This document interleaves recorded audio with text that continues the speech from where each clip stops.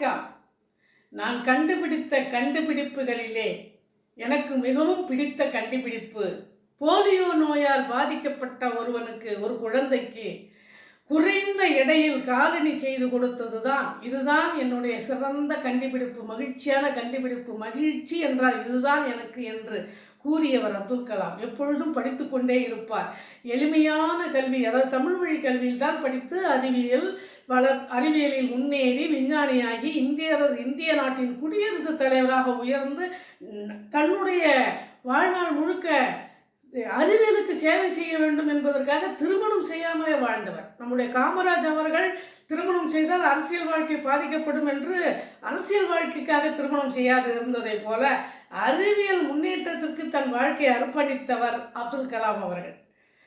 அவருடைய நினைவாக என்றும் அவர் என்ன நல்ல நல்ல விஷயங்களை விதைத்துவிட்டு சென்றிருக்கிறார்.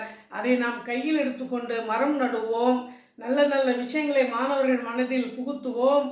தீய செயல்களில் ஈடுபடாமல், அந்நியர்கள் உள்ளே வராமல், நாடு நலம்பெற வளம்பெற நம்மால் முடிந்த செயல்களை செய்வோமாக.